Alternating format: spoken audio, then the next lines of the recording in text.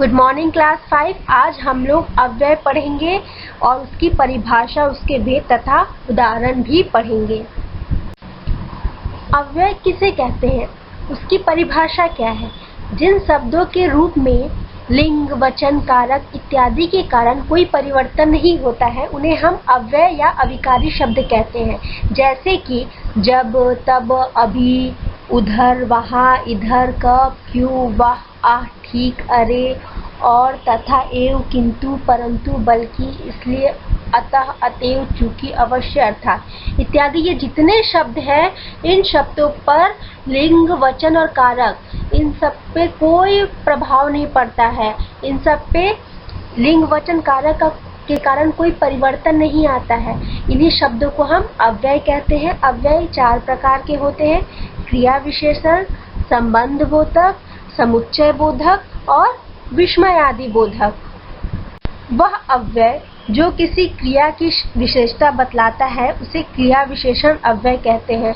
अब क्रिया हम लोगों को पता है कि क्रिया का मतलब होता है किसी काम के होने का बोध।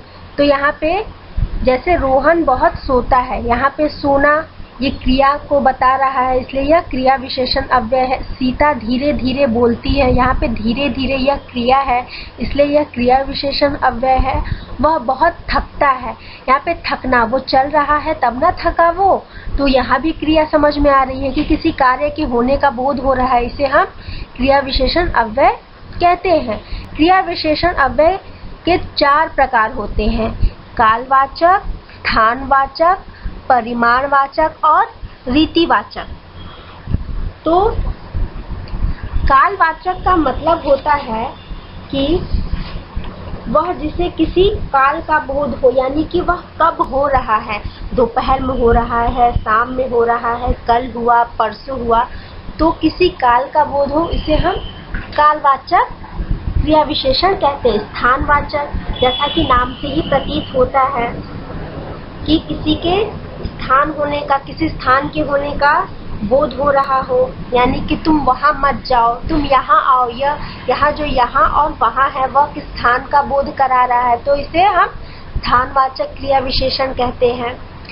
परिमाणवाचक, परिमाणवाचक मतलब कि किसी परिमाण का बोध हो, जैसे कि अधिक मत खाओ, कम मत खाओ, तो ये अधिक और कम जो है ये किसी परिमाण का बोध करवा रहा है, इसे हम परिमाणवाचक कहते हैं। उसके बाद रीतिवाचक, जिस क्रिया विशेषण से किसी रीति के बारे में पता चले उसे रीतिवाचक क्रिया विशेषण कहते हैं। जैसे कि वह गहरी नींद में सोता है, वह तेज दौड़ता है, वह धीरे धीरे दौड़ता है, तो यह तेज दौड़ना, धीरे धीरे दौड़ना और गहरी नींद में सोना यह उसकी अपनी रीति है, वो ऐसा कर सकता है, तो इसे हम रीतिवाचक क्रिया विशेषण कहते हैं। अब आप लोग होमवर्क के लिए इन प्रस्तुत प्रश्नों के उत्तर देंगे कि अव्यय किसे कहते हैं, अव्यय कितने प्रकार के होते हैं, क्रिया विशेषण अव्यय किसे कहते हैं और क्रिया विशेषण अव्यय के कितने भेद होते हैं। अच्छा बच्चों, आज हमने तो स्वतंत्रता दिवस पे निबंध पढ़ लिया और मैंने आप लोगों को स्वतंत्रता दिवस पर निबंध भी दिखाया है, लिखकर बताया है कि स्वतंत्रता दिवस के दिन क्या होता है। अब आप लोग होमवर्क के लिए मेरे द्वारा दिए गए निबंध तथा आप स्वतंत्रता दिवस को कैसे मनाते हैं, आप इस दिन को कैसे उत्साह के साथ मनाते हैं, इन दोनों को पढ़ते हुए, समझते हुए तथा खुद के अनुभव को बताते हुए अपने शब्दों में इस निबंध को लिखेंगे।